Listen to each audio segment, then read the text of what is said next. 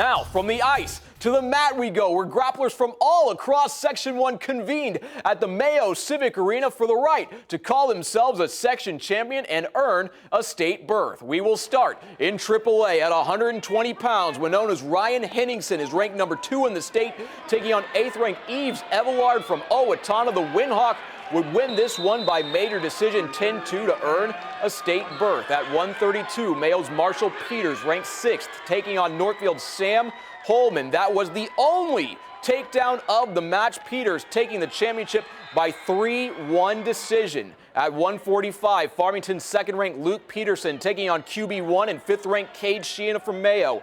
That escape would be the only points Peterson would need, escaping with a 1-0 victory. At 152, Owatonna's top-ranked Landon Johnson looking to win his 2nd straight state title, taking on 4th-ranked Caleb Talamontes from Albert Lee. Lando getting some back points there en route to a 9-6 win. At 160, Century's Owen Farrow qualified for state with a victory. There's a 1-point escape as he won 4-2. At 220, Century's Seth Arndt also earned a state berth, pinning Farmington's Andrew Keeler to secure the section title. Now to AA, we'll start at 120 pounds with Byron's 2nd-ranked Maxwell Peterson taking on 5th-ranked John Harvey from Lake City. Peterson, too fast, too skilled for Harvey, winning by 21-8.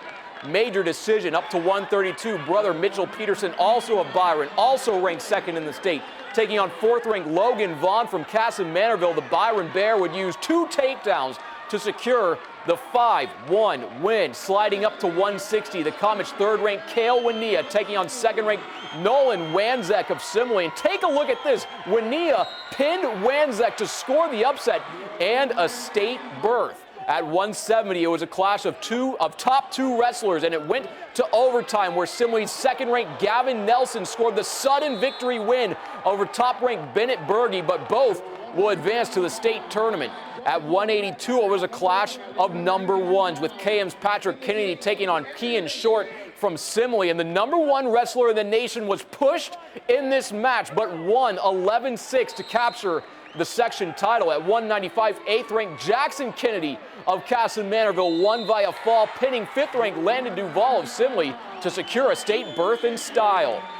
Then, at heavyweight, PEM's 2nd-ranked Logan Wingert took on the Comets' 6th-ranked Anthony Moe Tucker, with Wingert holding on to win by decision 9-8. Down to single A, we'll start at 126 pounds with ZM's 9th-ranked Luke Creer taking on 7th-ranked Tucker Genther from Caledonia.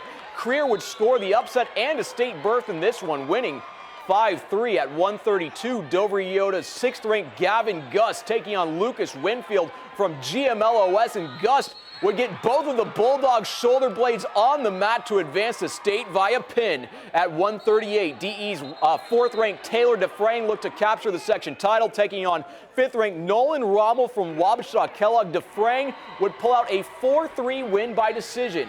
At 145, Chatfield's 5th-ranked Seth Getzinger took on 8th-ranked Reese Voigt from GMLOS.